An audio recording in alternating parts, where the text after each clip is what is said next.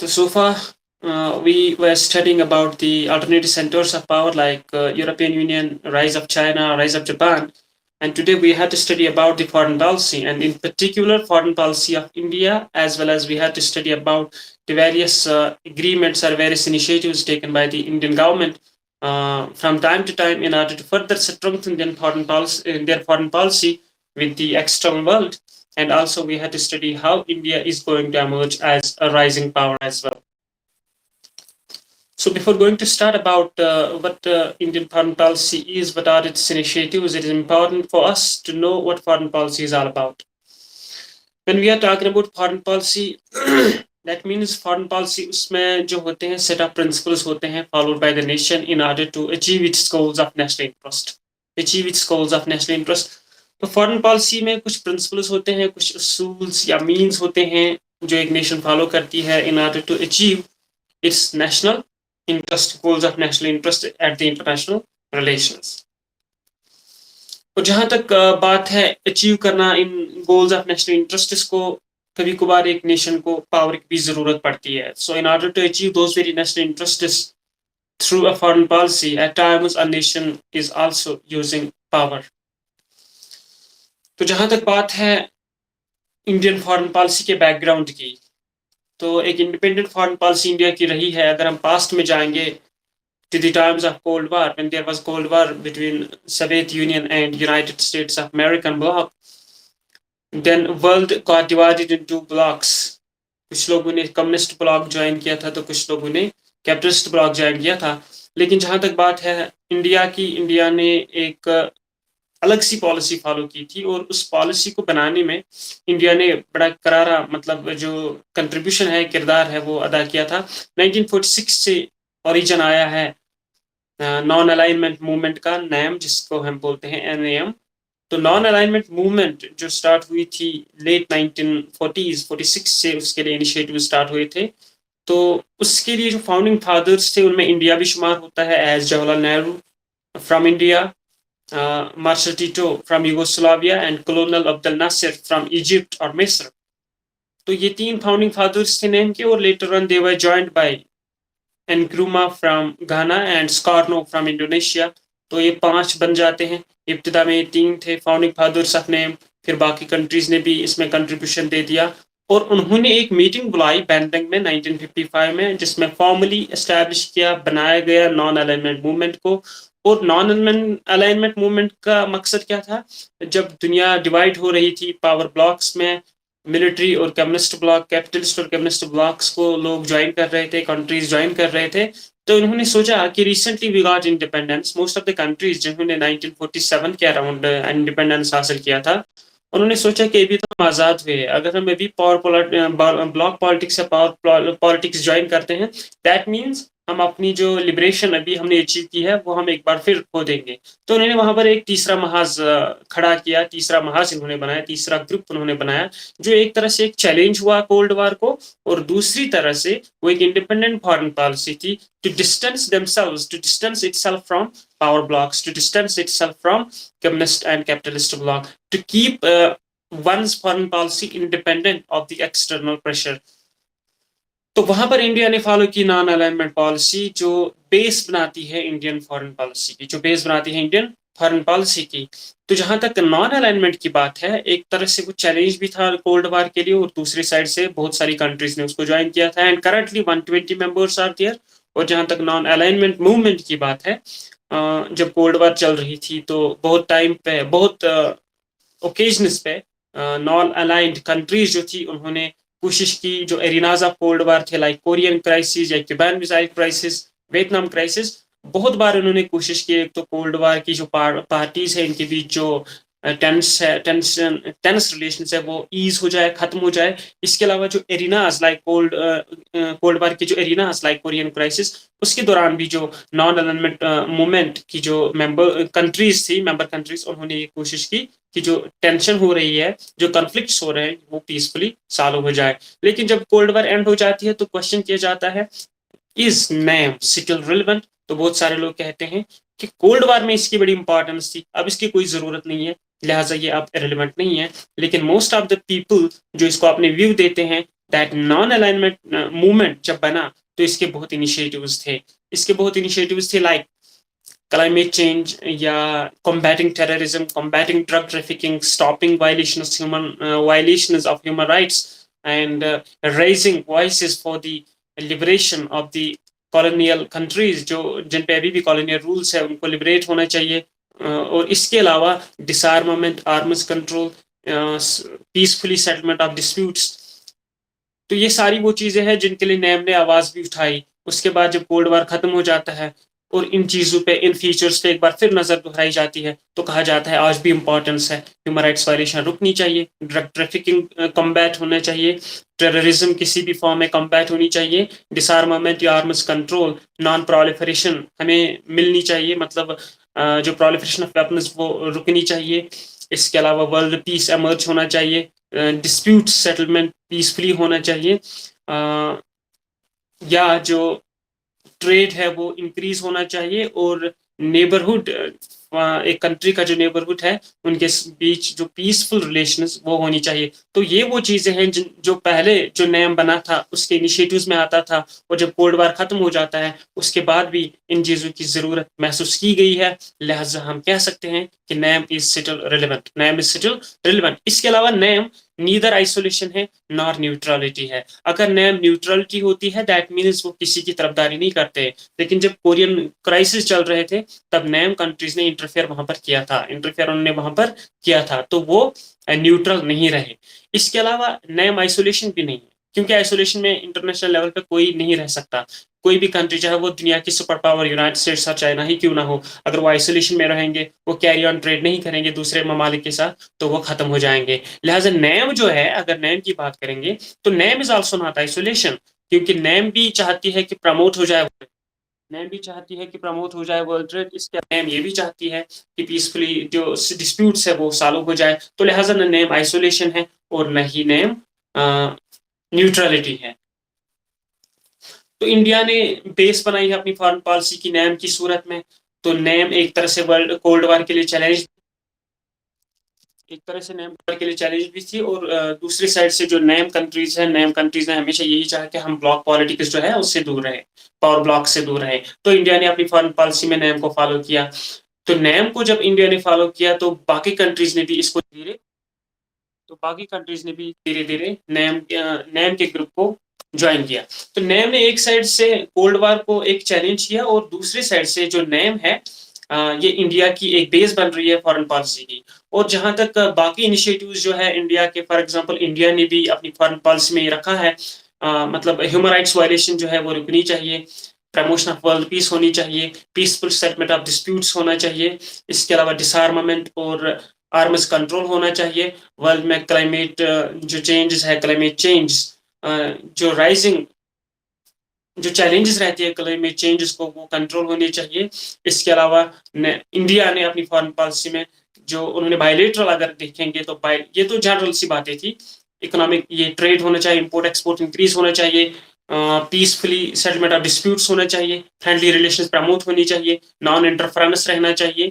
इसके अलावा mutual respect for each others territory होना चाहिए, और एक दूसरे के मामलों में इंटरफेयर नहीं करना चाहिए, पीसफुल एग्जिस्टेंस होनी चाहिए, let live and live peacefully. ये सारी जो इनिशिएटिव्स है इंडियन फॉरेन पॉलिसी में आती है। लेकिन जो इंपॉर्टेंट चीजें हैं इंडियन फॉरेन पॉलिसी में, एक तो नैम आ गया, और दूसरा जो आता है जो चो एन लाई और जवाहरलाल नेहरू ने अप्रैल 1954 में एक एग्रीमेंट किया था, that is known as Panchsheel. 5 principles are there and that is known as Panchsheel. और पंचशील को नेहरू और चो एन लाई ने साइन किया था बिटवीन इंडिया एंड चाइना।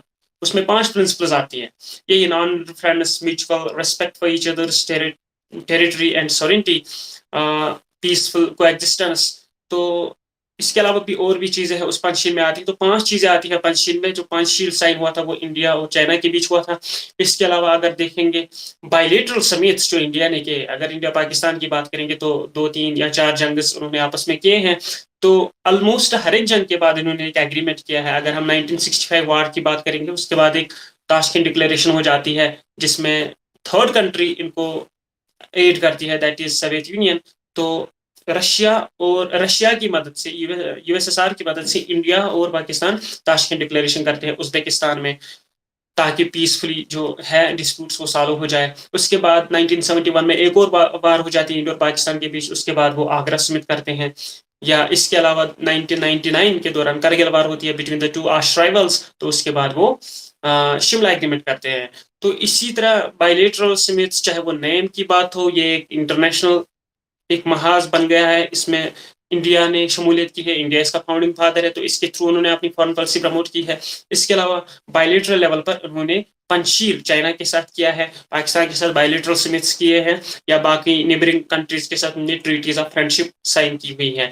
इसके अलावा 1996 में एक important neighbourhood policy India follow करती है, and that very neighbourhood policy is known as Gujral doctrine. तो उसमें भी कुछ 5-6 चीजें हैं जो 1996 में गुजराल डॉक्ट्राइन जो थी, वो डॉक्ट्राइन जो थी that was related to the foreign policy of India towards its neighbors, towards her neighbors. So that was signed in 1996 September. और जो गुजराल थे, he was then the foreign minister of India, और तब जो गवर्नमेंट थी वो यूएफ की थी, यानी यूनाइटेड फ्रंट की वो गवर्नमेंट थी, तब जाके उन्होंने वो गुजराल डॉक्ट्राइन साइन की थी। उसमें भी जिस तरह पंचशील में 5 मतलब प्रिंसिपल्स है, इसी तरह गुजराल डॉक्ट्राइन में भी वैसी ही प्रिंसिपल्स है, and those very principles are related to the neighbourhood.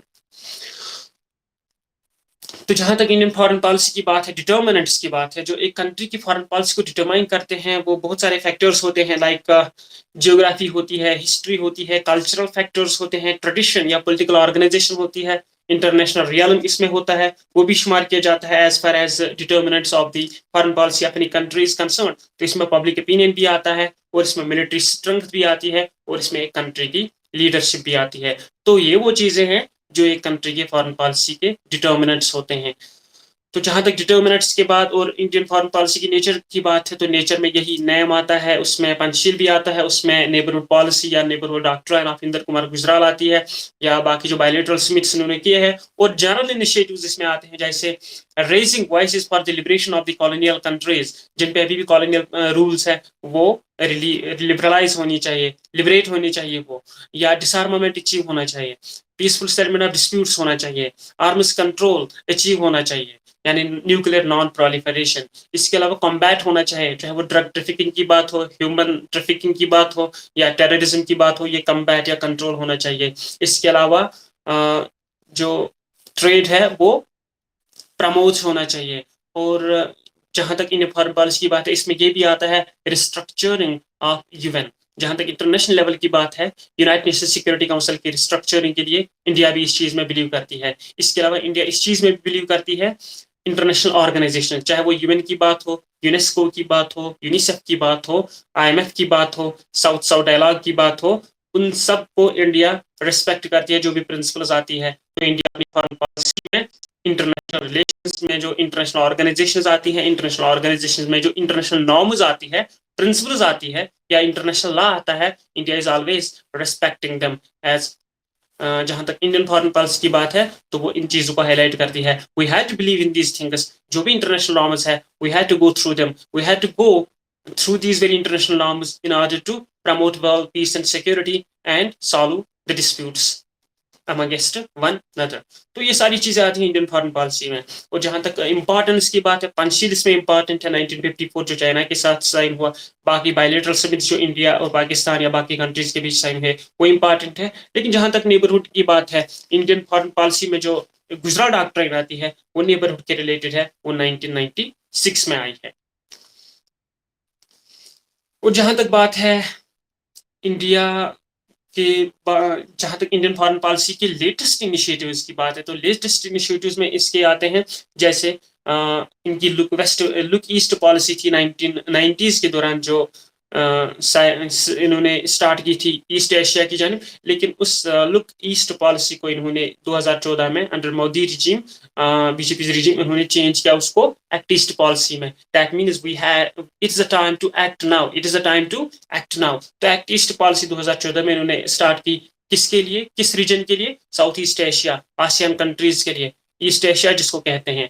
या इन्होंने ऊपर जो रशिया की जानिब आते हैं, थोड़े सेंट्रल एशियन कंट्रीज भी आती है और रशियन रीजन भी आता है, तो वहाँ के लिए इन्होंने लुक नॉर्थ पॉलिसी रखी है। इसी तरह अगर वेस्ट एशिया में देखेंगे, जहाँ इसराइल आता है, फलस्तीन आता है, बाकी अरब कंट्रीज आती है, तो वहाँ के लिए इन्होंने लुक वेस्ट पॉलिसी रखी है अपनी फॉरेन पॉलिसी में। और जहाँ तक वेस्ट एशिया और नॉर्थ अफ्रीका की बात है, वेस्ट एशिया नॉर्थ अफ्रीका के लिए वाना जिसको बोला जाता है, WANA, West Asia North Africa, वहाँ के लिए भी इंडियन फॉरेन पॉलिसी इनिशिएटिव्स है, आपस में ये समिट्स करते हैं, मीटिंग्स करते हैं। इसके अलावा जो इंडिया की मेंबरशिप है, जो growing economies of the world है, जिसमें 5 कंट्रीज आती है, चाहे वो ब्राजील हो, रशिया हो, इंडिया हो, चाइना हो या साउथ अफ्रीका हो, तो ब्रिक्स की सूरत में वो एक रीजनल ऑर्गेनाइजेशन है ऑफ द ग्रोइंग इकोनॉमीज। या अगर हम देखेंगे शंघाई कोऑपरेशन ऑर्गेनाइजेशन, जो China, Russia, central Asian republics, जिसमें पाकिस्तान भी अब शामिल हो गया, इंडिया भी शामिल हो गया, वो एक ऑर्गेनाइजेशन है। या इंडिया की जो इंडिया डायलॉग पार्टनर है या ऑब्जर्वर है आसियान का, या अगर इनिशिएटिव्स देखेंगे रशिया, इंडिया और चाइना का, RIC जिसको बोला जाता है, या जापान, अमेरिका, इंडिया, जाय जिसको बोला जाता है, या जो मैंने बता दिया क्वाड्रिलेटरल जो आप जानते हो, जिसमें ऑस्ट्रेलिया भी शामिल है, जापान, इंडिया और अमेरिका के साथ साथ। इसके अलावा इंडिया की जो मेंबरशिप है G20 में, group of 20 good economical countries, उसमें भी इंडिया की शमूलियत है। तो उसको हम देख सकते हैं, एक तो वहाँ इंडिया अपनी फॉरेन पॉलिसी भी प्रमोट करता है, और दूसरा इन जो ऑर्गेनाइजेशन है, छोटी ऑर्गेनाइजेशन या बड़ी ऑर्गेनाइजेशन हो, इंडिया जिनका मेंबर है, वहाँ एक तो इंडिया उनके मेंबर होने की वजह से एक जियो पोलिटिकली इंपॉर्टेंस अगर देखेंगे, तो आपस में ये कोलैबोरेशन करते हैं एक दूसरे के साथ। तो ये सारी ऑर्गेनाइजेशन इंडिया की फॉरेन पॉलिसी यहाँ भी हाईलाइट हो जाती है, क्योंकि वहां पर इन ऑर्गेनाइजेशंस की जब मीटिंग्स होती है, तो इंडिविजुअल लेवल पे इंडिया वहां पर बाकी कंट्रीज के लीडर्स के साथ भी मिलते हैं, अपनी फॉरेन पॉलिसी को प्रमोट करने के लिए, अपनी कंट्री और उनके कंट्रीज के बीच कोलैबोरेशन को बढ़ाने के लिए। तो ये इंडिया इन स्टेजेस को यूज करती है अपनी फॉरेन पॉलिसी को प्रमोट करने के लिए, अपनी बायलेटरल या मल्टीलेटरल रिलेशन को फर्दर स्ट्रेंथन करने के लिए। और यही वो चीजें हैं जो इंडिया को इसमें भी मदद करती है to emerge as a rising power as well, to emerge as a rising power as well। और emerge as a rising power as well, इसमें एक तो आपकी पॉलिटिकल जो स्टेबिलिटी है, पॉलिटिकल स्ट्रेंथ है, वो स्ट्रांग होनी चाहिए, आपका पॉलिटिकल सिस्टम स्ट्रांग होना चाहिए, और दूसरा आपकी मिलिट्री स्ट्रेंथ भी स्ट्रांग होनी चाहिए। इंडिया की ठीक है पॉपुलस कंट्री है लाइक चाइना, तो मिलिट्री भी स्ट्रांग है, तो चाहे पॉलिटिकल सिस्टम की स्टेबिलिटी एक चीज होती है, मिलिट्री स्ट्रेंथ दूसरी चीज होती है, और तीसरी चीज जो आती है, जो रीढ़ की हड्डी होती है कंट्री के लिए, वो होती है फिजिकल स्ट्रेंथ, जो वो होती है स्ट्रक्चरल पावर। वो स्ट्रक्चरल पावर एक कंट्री की इकोनॉमी पे डिपेंड होती है, इंपोर्ट एक्सपोर्ट्स पे डिपेंड रहता है, कितना आप ट्रेड कैरी ऑन करते हो, आपका GDP क्या है। तो वहां पर इंडिया, ये जो एक कंट्री की ट्रेड है, इसमें ज्यादा जो रोल रहता है वो रहता है कम्युनिकेशन का। आपका कम्युनिकेशन सिस्टम कैसा है, सी लेन कम्युनिकेशन सिस्टम आपका कैसा है। तो आपके पोर्ट्स जो है, इसमें बड़ा अहम किरदार उनका रहता है, जहां तक ये कंट्री के प्रॉस्पेरिटी अचीव करने की बात है, या इकोनॉमिक ग्रोथ की बात है। तो अगर हम जियोपॉलिटिकली देखेंगे इंटरनेशनल लेवल पे, International North South Transit Corridor sign हुआ था 2000 में इन्होंने शुरू किया था, International North South Transit Corridor, जिसको बोला जाता है INSTC, International North South Transit Corridor. Iran, Russia और इंडिया का ये जॉइंट इनिशिएटिव था, और इसमें इनको लिंक करना था इंडियन ओशन से, पर्शियन गल्फ से, ऊपर कैस्पियन सी से, फिर रशिया, और रशिया से आगे यूरोप। तो international North South Transit corridor से जो चीजें इंडियन ओशन से ट्रांसपोर्ट हो जाएंगी पर्शियन गल्फ में, फिर आगे कैस्पियन सी, फिर आगे रशिया, और आगे यूरोपियन कंटिनेंट में पहुंच जाते हैं। इसके अलावा तो ये 3 कंट्रीज के द्वारा, जिसमें रशिया, ईरान और इंडिया आती है। इसके अलावा एक इनिशिएटिव एक और इंडिया ने साइन किया है, जैसे सागरीमाला इनिशिएटिव इन्होंने स्टार्ट किया था टू डेवलप पोर्ट इंफ्रास्ट्रक्चर। तो पोर्ट इंफ्रास्ट्रक्चर को डेवलप करने के लिए सागरीमाला इनिशिएटिव इंडिया ने साइन किया है। और ये जो सागरीमाला इनिशिएटिव है, विद द इनिशिएटिव ऑफ सागरीमाला, और जो इंडियन म्यांमार थाईलैंड का जो हाईवे है, उसकी वजह से क्या हो जाता है, द कॉरिडोर विल कनेक्ट। ये कॉरिडोर जो है, ये चाहे वो सागरीमाला की बात हो या इंडिया बर्मा थाईलैंड के हाईवे की बात हो, वो कनेक्ट करेगा रशिया और यूरोप को किसके साथ, आसियान के साथ। तो ये जो इनिशिएटिव्स है, इंटरलिंकेज जो आपस में हो जाता है, इसकी वजह से एक कंट्री की जो इकोनॉमी है बड़ी लेवल पर बूस्ट हो जाती है। इसके अलावा इंडियन ओशन और पैसिफिक के बीच, जैसे मैंने बता दिया, साउथ चाइना सी में इंडिया भी इस चीज में बिलीव करती है कि वहाँ फ्री मूवमेंट यानी नेविगेशन के लिए फ्रीडम होनी चाहिए, क्योंकि वो जो साउथ चाइना सी है that is geopolitically so much of importance, क्योंकि वो कनेक्टिंग लिंक है between Pacific ocean and Indian ocean. तो चाहे वो transit international North South Transit corridor की बात हो, सागरमाला इनिशिएटिव की बात हो, या इंटर म्यांमार थाईलैंड की बात हो, ये सारी वो चीजें हैं जो इंडिया को लिंक करती है इंटरनेशनल लेवल पर बाकी वर्ल्ड एरियाज के साथ। और इसकी वजह से जो इंडिया का ट्रेड है, वो इम्पोर्ट एक्सपोर्ट की बात हो और इन जनरल इकोनॉमी की बात हो, वो क्या हो जाए, वो बूस्ट हो जाती है, and that results in the growing economy. तो उसकी वजह से इंडिया की प्रॉस्पेरिटी जो है वो ऑफ कोर्स वो बढ़ ही जाएगी। और जहां तक इंडियन फॉरेन पॉलिसी, एक बार फिर हम फॉरेन पॉलिसी में चले जाएंगे, जहां तक इंडियन फॉरेन पॉलिसी की बात है, फॉरेन पॉलिसी में इंडिया ने, जो मैंने बता दिया, चाहे वो लुक वेस्ट की बात हो, एक्ट ईस्ट की बात हो, लुक वेस्ट लुक नॉर्थ, या ब्रिक्स वाना की बात हो, या शंघाई कोऑपरेशन ऑर्गेनाइजेशन की बात हो। इसके अलावा इंडिया ने जो 7 कंट्रीज है साउथ एशिया, उसमें इंडिया भी एक मेंबर है बांग्लादेश के साथ। तो जहां तक सारे कंट्रीज की बात है जो साउथ एशिया में आती है, जिनके साथ इंडिया बॉर्डर शेयर करता है, वो इंडिया की नेबरहुड फर्स्ट में आ जाती है। तो इंडिया की फॉरेन पॉलिसी में जो पहली प्रेफरेंस रहती है वो रहती है नेबरहुड फर्स्ट को। तो नेबरहुड फर्स्ट को जब भी पहली प्रेफरेंस देते हैं, तो जहां तक मोदी रिजीम की बात है, in 2014 his first visit was towards Bhutan, तो that was part of the neighbourhood first. लेकिन जब उन्होंने दूसरी बार ये कुर्सी संभाली, तो उस दूसरी रिजीम में भी मोदी का जो पहला विजिट था, that was as per the neighborhood first, that was towards Maldives।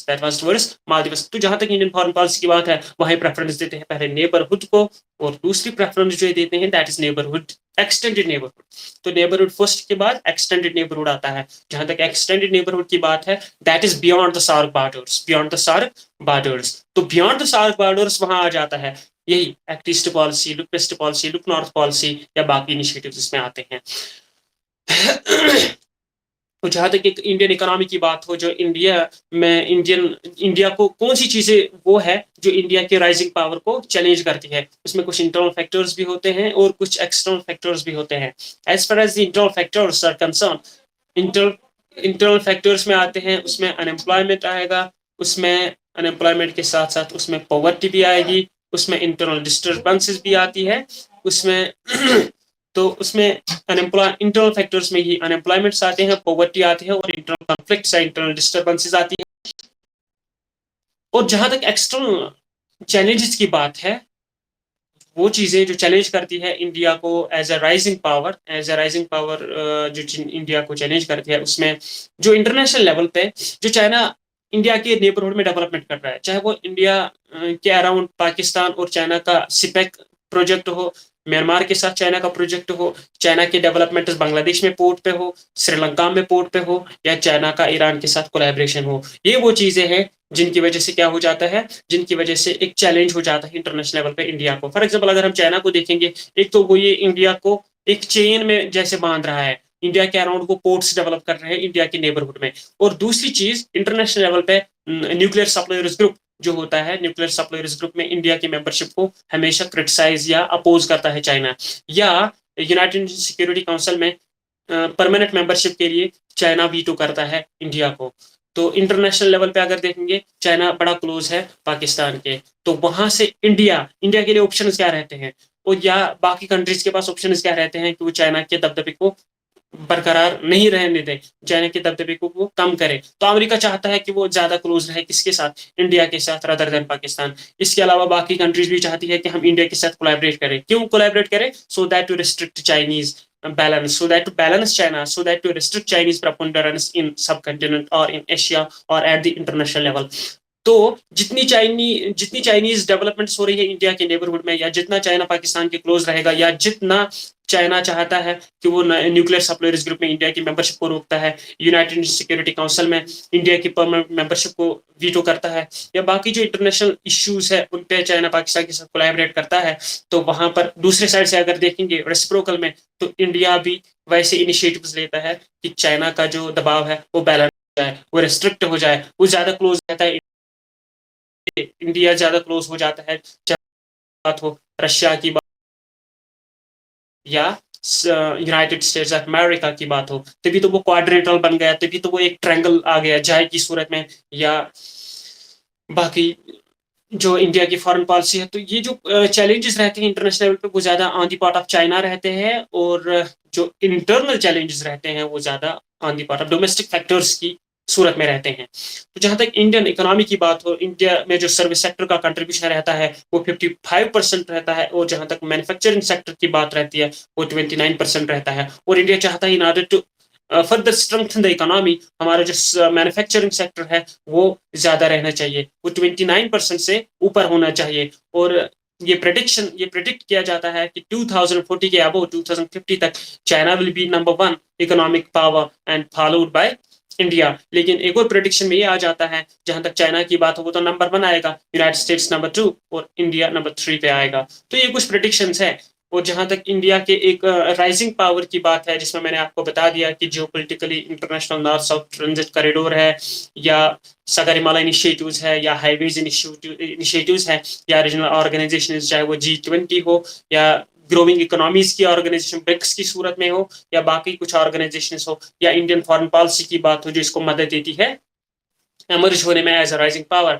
India एक इमर्जिंग पावर इस सूरत से भी है, क्योंकि इंडिया ने जो न्यूक्लियर डील्स है, एटलीस्ट अभी तक 15 कंट्रीज के साथ इन्होंने न्यूक्लियर डील की है, जिसमें बड़ी बड़ी कंट्रीज आती है। सबसे पहले 2008 में इन्होंने यूनाइटेड स्टेट्स ऑफ अमेरिका के साथ न्यूक्लियर डील की है, उन्होंने रशिया के साथ रिसेंटली न्यूक्लियर डील की है, उन्होंने इंग्लैंड के साथ न्यूक्लियर डील की है, फ्रांस के साथ उन्होंने न्यूक्लियर डील की है, वियतनाम के साथ उन्होंने न्यूक्लियर डील की है, मंगोलिया के साथ उन्होंने न्यूक्लियर डील की है, या अगर हम देखेंगे इंडिया ने जापान के साथ भी न्यूक्लियर डील की है, या ऑस्ट्रेलिया के साथ भी इन्होंने न्यूक्लियर डील की है, और कनाडा के साथ भी इन्होंने न्यूक्लियर डील की है। तो at least 15 countries are there in the world right now जिनके साथ इंडिया ने न्यूक्लियर डील्स किए हैं, न्यूक्लियर कॉपरेशन किए हैं, to further ameliorate, to further strengthen nuclear power supply for India, nuclear power supply for India to generate power supply, to generate electric energy.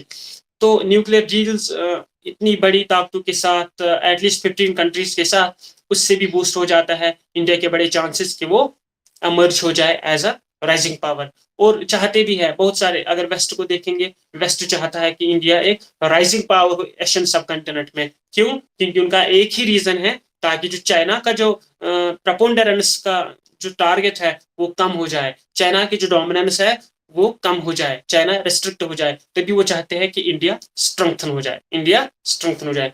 तो ये वो सारी चीजें हैं जिनकी वजह से हम देख सकते हैं कि इंडिया एमर्ज हो रहा है एज अ राइजिंग पावर। और इंडिया की फॉरेन पॉलिसी में हमने जो इनिशिएटिव्स इसमें इंपॉर्टेंट आते हैं वो हमने देखे, चाहे वो नॉन अलाइनमेंट मूवमेंट की बात हो, चाहे वो पंचशील की बात हो, चाहे वो बायलैटरल समिट्स की बात हो, या नेबरहुड डॉक्ट्राइन की बात हो। उसके बाद बाकी इनिशिएटिव्स जो इन्होंने अपनी फॉरेन पॉलिसी में लगाई है, उसमें जो आती है लुक ईस्ट या एक्ट ईस्ट पॉलिसी, या लुक वेस्ट पॉलिसी, या बाकी जो ग्रोइंग इकोनॉमी से जैसे ब्रिक्स की सूरत में, ये वो सारी चीजें हैं जिनकी वजह से इंडिया एमर्ज हो रहा है इंटरनेशनल लेवल पे as an emerging power, as a powerful state, as a powerful state. और जहां तक डिटर्मिनेंट्स की बात है वो मैंने आपको बता दिया। एक कंट्री की डिटर्मिनेंट्स, एक कंट्री के डिटर्मिनेंट्स कौन से होते हैं as far as its foreign policy is concern, उसमें इस कंट्री की जियोग्राफी आती है, उसका स्ट्रक्चर आता है, culture, history, political leadership, military strength, public opinion, international level पे स्टेटस, ये सारी चीजें मैटर करती है जहां तक डिटर्मिनेंट्स ऑफ फॉरेन पॉलिसी की बात है। तो अगर हम इंडिया में देखेंगे,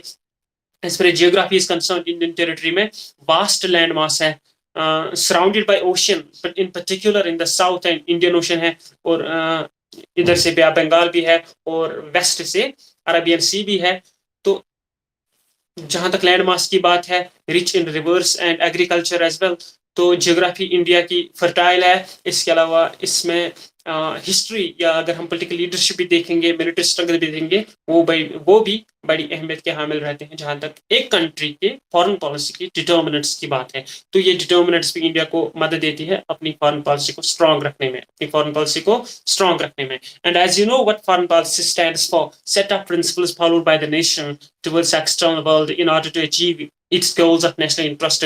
कभी कभार ठीक है, मोस्ट ऑफ द टाइम ये कंट्री चाहती है फॉरेन पॉलिसी इनिशिएटिव्स में जो हमारे इंटरेस्ट है, गोल्स ऑफ नेशनल इंटरेस्ट है, वो हम अचीव करें पीसफुली, वो हम अचीव करें कॉर्डियल एनवायरनमेंट से। लेकिन जहां तक इनको ऑप्शन रहता है पावर का, वहां पर एक कंट्री को पावर यूज करना पड़ता है in order to achieve its national interest. For example, एक कंट्री का एक हिस्सा जो है उस पर एक फॉरेन नेशन इन्वेड करती है, तो वहां पर ये कंट्री चुप नहीं बैठ सकती, वहां पर इसका जो है पावर ऑप्शन यूज किया जाता है, यूटिलाइज किया जाता है। क्यों? तब नेशन की बात होती है और नेशन की फॉरेन पॉलिसी की बात होती है, नेशन के लैंड को प्रोटेक्ट करने की बात होती है, डिफेंड एंड डिटर करने की बात होती है वहां पे। तो कभी कभार ऑप्शन रहता है फॉरेन पॉलिसी में अपने नेशनल इंटरेस्ट को बचाने के लिए, अचीव करने के लिए, you can use power, you can utilize power. So this was all about Indian foreign policy as well as the initiatives taken by India to further strengthen its foreign policy, as well as मैंने इसमें ये भी बताया कि how what are the initiatives, what are the agreements, what are the initiatives India has taken so far